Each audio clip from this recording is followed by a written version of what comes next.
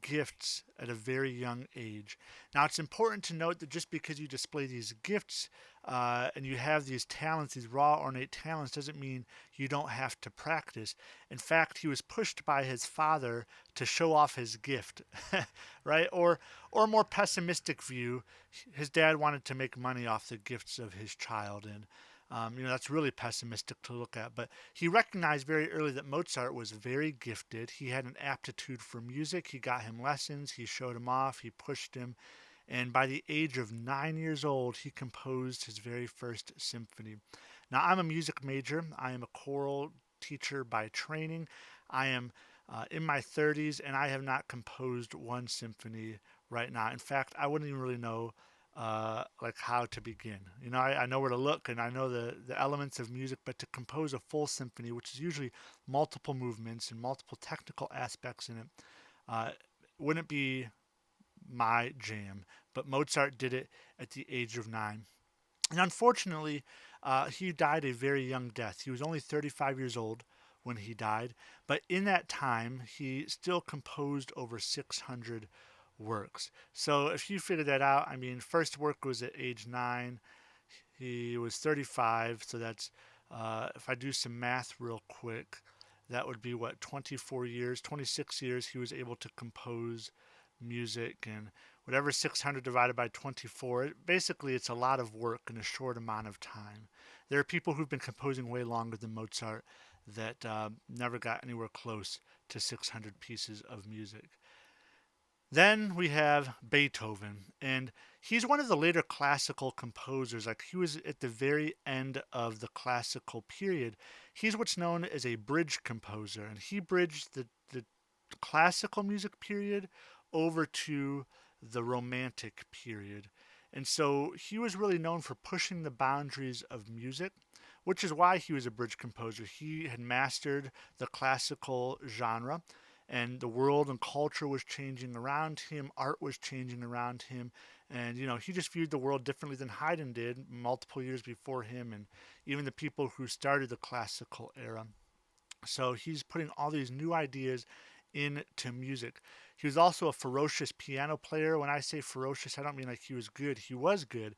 I mean, he played it so hard he broke pianos.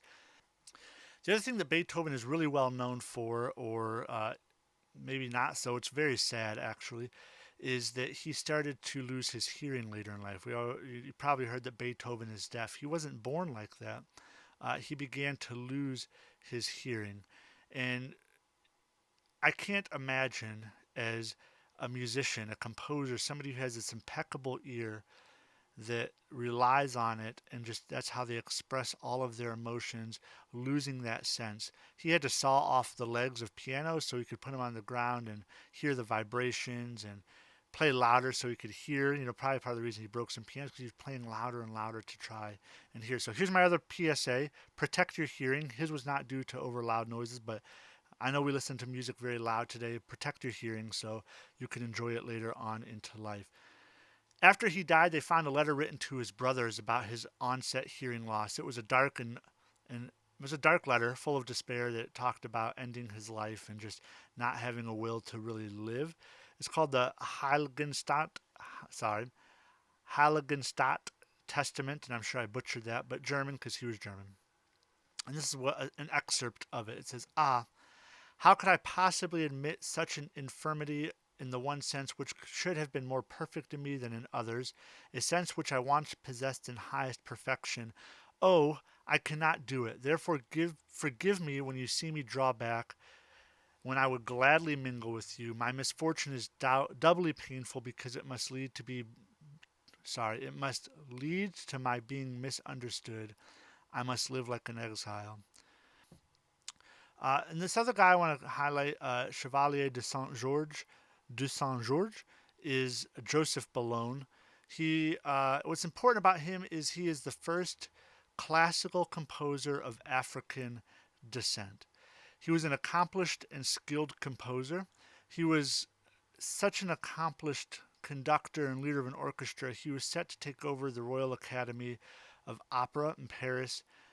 However, some leading ladies submitted a petition that they should not have to listen to his direction because of his mixed heritage.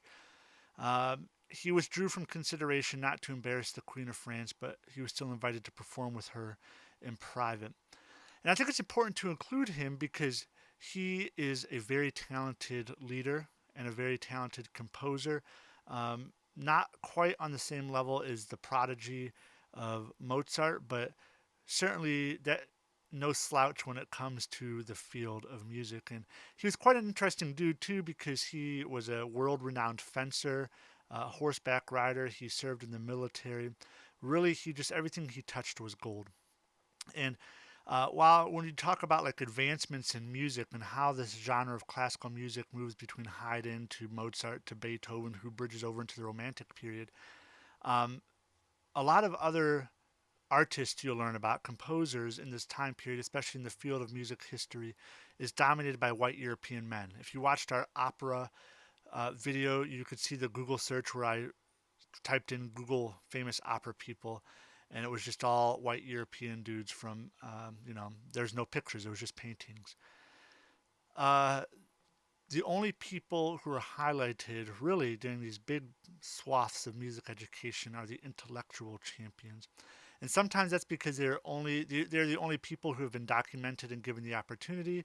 Other times it really is just that they're the best of what they do. But a lot of times history is so vast, it's written by somebody who does the writing.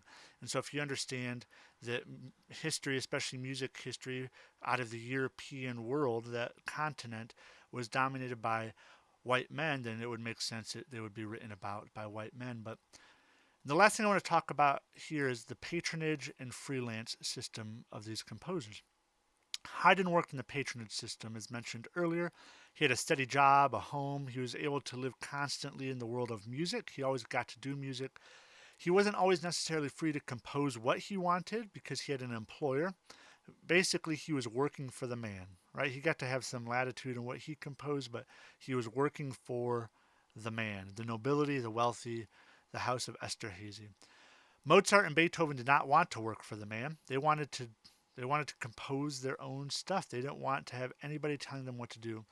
In fact, they often mocked nobility openly, and the wealthy they mocked them as well. Mozart said, "I am surrounded by mere brute beasts," when referencing Paris's nobility, and Beethoven says, "You are fools. Who can continue to live among such spoiled children?" Now you can imagine with an attitude like that, they were not employed regularly by anybody, nor did they make very much money when they were alive, which is pretty crazy to think about, right? Because their names are world famous at this point. They weren't really rich at the time like our pop stars are today, but they got to make their own art. And they were free to create whatever they wanted, however they wanted, even if it meant not getting a paycheck regularly.